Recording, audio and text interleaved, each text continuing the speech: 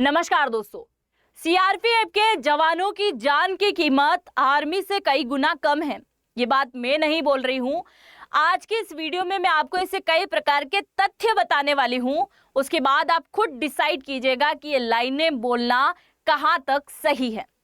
आगे बढ़ने से पहले मैं आप सभी से एक सवाल पूछना चाहूंगी कि देश की सुरक्षा किसके हाथों में निहित है।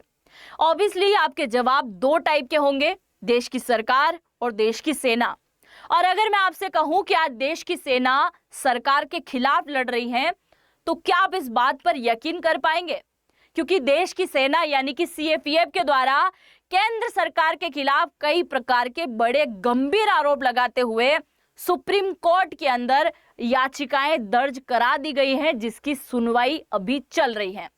आज की इस वीडियो में मैं आपको बताने वाली हूं कि देश की सेना कौन कौन से मुद्दों को लेकर केंद्र सरकार के खिलाफ खड़ी है, और उसके बाद आप खुद डिसाइड कीजिएगा कि यहां पर केंद्र सरकार सही है या फिर सेना सही है।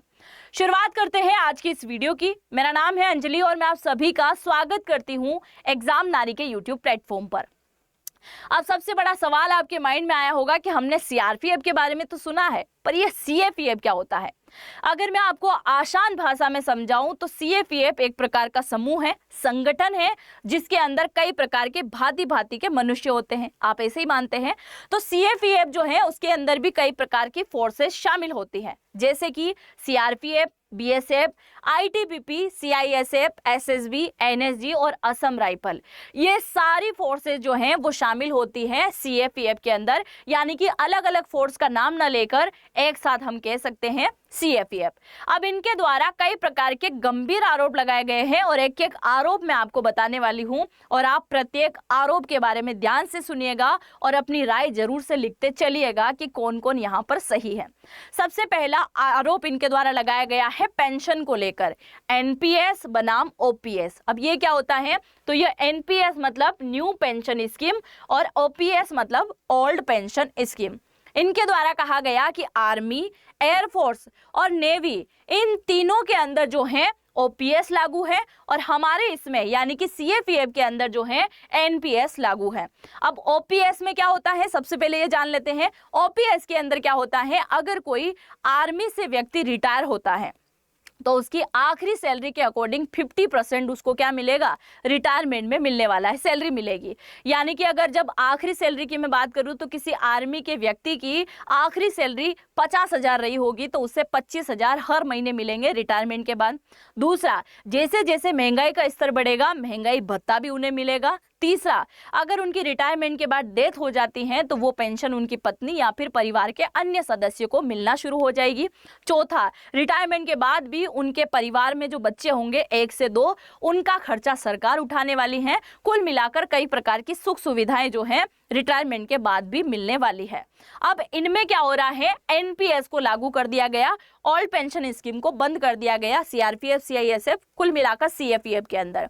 अब सरकार के द्वारा क्या कहा गया कि केवल आर्मी, नेवी और एयरफोर्स को हम ओपीएस देंगे, बाकी पूरे भारत के अंदर जितने भी सरकारी कर्मचारी हैं उन सबको एनपीएस मिलेगा। और ये कब से शुरू कर दिया? 1 जनवरी 2004 से।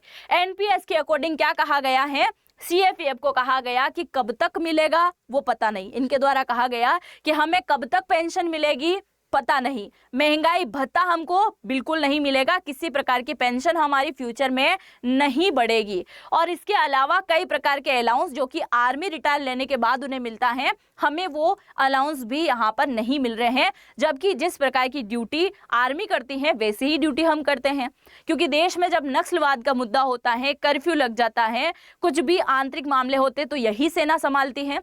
चाहे वो देश की बॉर्डर पर आर्मी बैठी हो, पर उसके साथ इनका भी तो काम होता है। तो इनके द्वारा पहला आरोप ये लगाया गया है कि बड़ा भेदभाव हमारे साथ में किया जा रहा है। अब हम बात कर लेते हैं दूसरे आरोप की। दूसरा आरोप इनके द्वारा लगाया गया है वर्कलोड एवं लीव।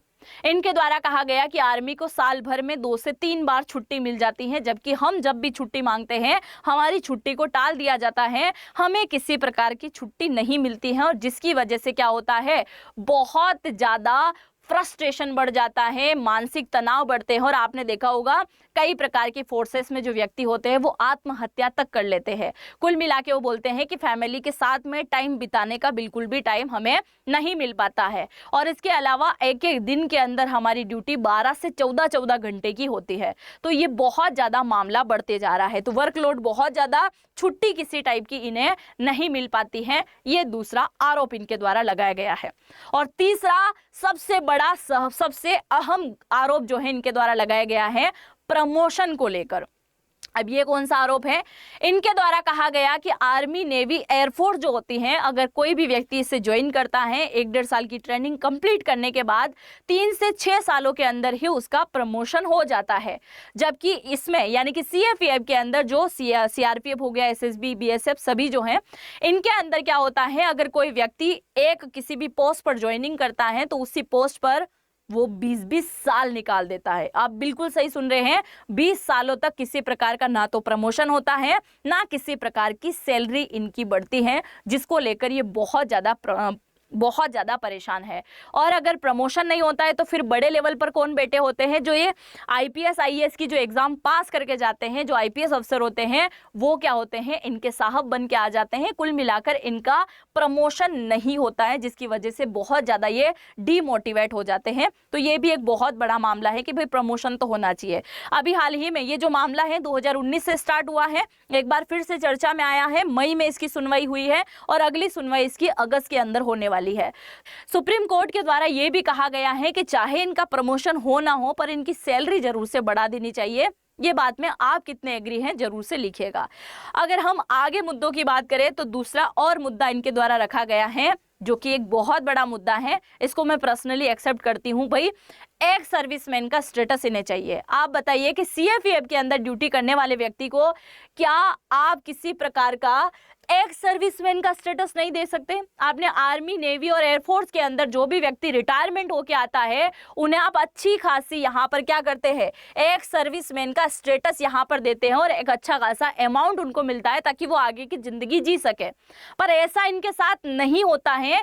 एक सर्विसमैन का किसी प्रकार का स्टेटस इन्हें नहीं मिलता है। और एक और बहुत बड़ी बात इनके द्वारा बोली गई है कि आर्मी का अगर कोई व्यक्ति है तो उसकी रिटायरमेंट की जो एज होती है वो 35 के बाद ही हो जाती है। और जबकि इनके रिटायरमेंट की बात करें तो इनकी एज 50 से 65 तय की गई है। मतलब बहुत लंबी ड्यूटी ये करते हैं, जल्दी रिटायरमेंट भी इन्हें नहीं मिलता है। तो एक सर्विसमैन का तो स्टेटस सरकार को बिल्कुल देना ही चाहिए। पांचवा इनके द्वारा जो बहुत बड़ा आरोप लगाया गया है वो है पे और भत्ते को लेकर।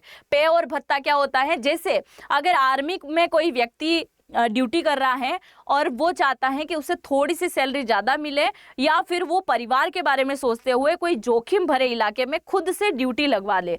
जैसे जम्मू कश्मीर का आप मान सकते हैं, भारत पाकिस्तान की बॉर्डर है और वहाँ पे आए दिन जो है गोलीबारी होती रहती है, सीज फायर होता है और घुसपैठिए लगातार आते हैं। तो जोखिम भरे जो मामले होते हैं, जोखिम भरे जो इलाके होते हैं, जिसे हाई एल्टीट्यूड इलाका हम कहते हैं, वहाँ पे जब तैनाती होती है तो थोड़ा सा एक्स्ट्रा पैसा मिलता है। अगर 50,000 सैलरी है तो 56,000 मिल जाएगी।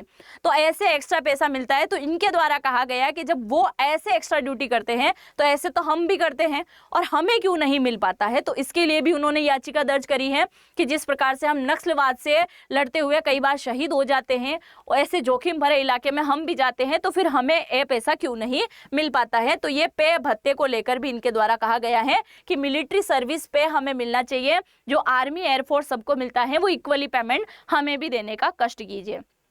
और एक और सबसे बड़ा गंभीर आरोप इनके द्वारा ये लगाया गया है कि हमें शहीदी का स्टेटस नहीं मिलता है। ये बहुत बड़ी सोचने वाली बात है कि अगर कोई व्यक्ति जवान शहीद होता है, उसे शहीदी का ही स्टेटस नहीं मिले तो कैसा लगेगा। ये आर्मी, एयरफोर्स वगैरह को मिलता है, हमें नहीं मिलता है।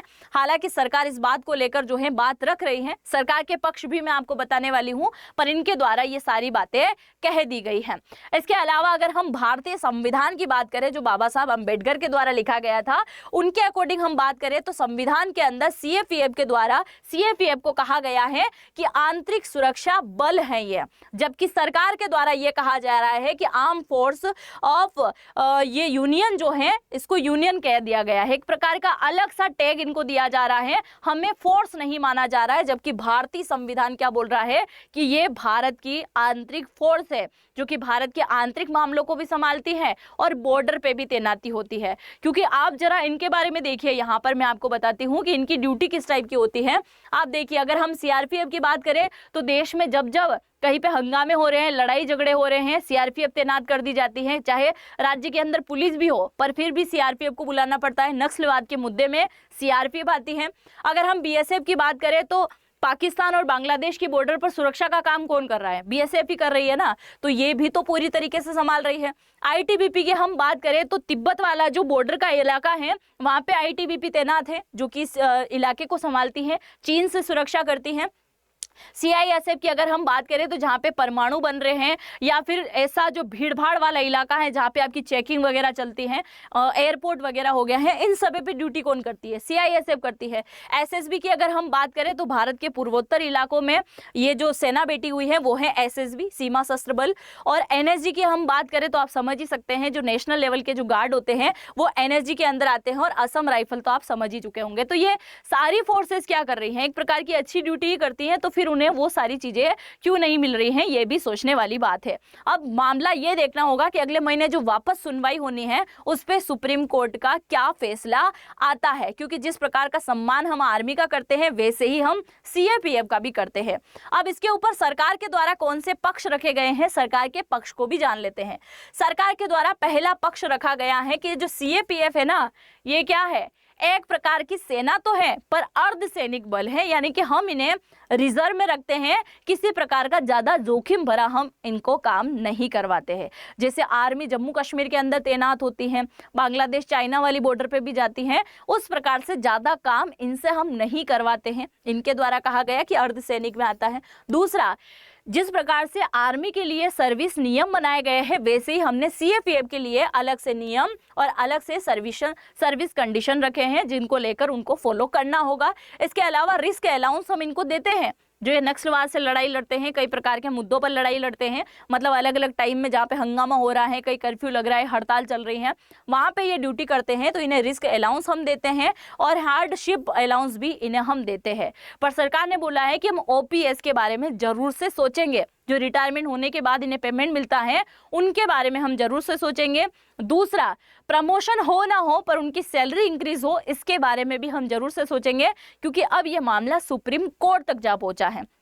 तो आप बताइए कि सरकार यहाँ पर सही है और सरकार जो सोच रही है वो सारी चीजें यहाँ पर सही है या गलत है। दूसरा, सरकार के द्वारा एक और स्टेटमेंट रखा गया था कि भाई सीआरपीएफ वगैरह जो होती है, ये जो सीएपीएफ जो होती है, उनके साथ उनका परिवार लगभग निवास करता है। पर आप देखिए, जो आर्मी वाले होते हैं वो ज्यादातर जोखिम इलाके में होते हैं, तो वहां पे उनका परिवार नहीं हो पाता है, तो उनको छुट्टी देना और इनको छुट्टी नहीं देना अलग अलग इनके पक्ष हैं। तो आप अपना पक्ष जरूर से लिखिएगा कि आप इनके बारे में क्या सोचते हैं। और आगे बढ़ने से पहले, अगर आपको अपनी जिंदगी में नौकरी लगना है, चाहे आपकी प्राइवेट नौकरी ही क्यों ना हो, अगर आप कॉलेज में पढ़ाई कर रहे हैं, पार्ट टाइम नौकरी करना चाहते हैं, रिटायरमेंट ले चुके हैं और उसके बाद आप चाहते हैं कि आप घर बैठ के कुछ काम कर पाएं और अपने बच्चों को भी किसी प्रकार की अच्छी शिक्षा दे सके, क्योंकि आज का ज़माना पूरा एआई का ज़माना है। क्योंकि चलते फिरते 2-3 हज़ार तो अब यूँ खर्च कर देते हैं खाने पीने में, और अगर ये पैसे खर्च करके आपकी ज़िंदगी बन रही हो, आपका फ्यूचर तय हो रहा हो, तो क्या आप इसके लिए रेडी हैं? तो आज मैं आपको बताने वाली हूँ कि जेएनआई में आपको कई प्रकार की चीज़ें सिखाई जाएगी जिससे घर बैठे आप नौकरी प्राप्त कर पाएंगे, ये गारंटेड है। और इसके लिए आपको क्या करना होगा, इसी वीडियो के कमेंट सेक्शन में पहला कमेंट मैंने पिन कर रखा है, उस पर जैसे ही टैप करेंगे तो ये जो फॉर्म है ना, ये खुलेगा आपके सामने, जिसमें अपना नाम, अपना मोबाइल नंबर और अपना ईमेल आईडी आपको डालना है। और ये जैसे ही डालोगे आप, उसके बाद में अगर इस कोर्स को आप खरीदते हो तो यहाँ पर अच्छे खासे डिस्काउंट के लिए AN10 कोड यूज़ कीजिएगा, और वही इस कोड को यूज़ कर पाएंगे जो एग्जाम नारी के सब्सक्राइबर हैं। तो जरूर से इसको ज्वाइन कीजिएगा। इसके अंदर आपको 2 महीने की ट्रेनिंग दी जाएगी, 40 घंटे की वर्चुअल क्लास आपको मिलेगी, डाउट सेशन आपको मिलेंगे, जैसे एग्जाम्पल के लिए अगर मैं आपको बताऊं तो एआई फोटो कैसे जनरेट करते हैं वो आप सीख पाएंगे। किसी प्रकार के कैनवा के अंदर अगर आप थंबनेल वगैरह बना रहे हैं तो वो आप सीख पाएंगे। चैट जीपीटी के थ्रू किसी प्रकार का एसईओ अगर आप बनाना चाहते हैं, वीडियो एडिटिंग करना चाहते हैं, मतलब दुनिया भर की जो भी चीजें आपके माइंड में आती है सब कुछ आपको यहाँ पर सिखा दिया जाएगा। और इसको सीखने के लिए आपको अच्छा खासा डिस्काउंट यहाँ पे मिल रहा है। अगर कोई दूसरे यूजर यूज करेंगे तो ये 10,000 में आपको कोर्स मिलेगा, पर एग्जाम नारी के सब्सक्राइबर को ये बहुत ही सस्ते में मिल रहा है। इसलिए अपनी जिंदगी को लेकर थोड़ा सीरियस हो जाओ, नहीं तो अंजलि रोज आएगी, रोज वीडियो बनाएगी, आप रोज देखोगे, कमेंट करोगे और चले जाओगे। इसलिए थोड़ा सा सीरियस हो जाओ और जरूर से इसको ज्वाइन कीजिएगा। और जो जो ज्वाइन करने वाला है वो मुझे जरूर से कमेंट सेक्शन में कमेंट करके जाइएगा। चैनल पे पहली बार आए हैं तो सब्सक्राइब करना तो बिल्कुल भी मत भूलिएगा। हम मिलते हैं नेक्स्ट वीडियो में, तब तक के लिए जय हिंद, जय भारत।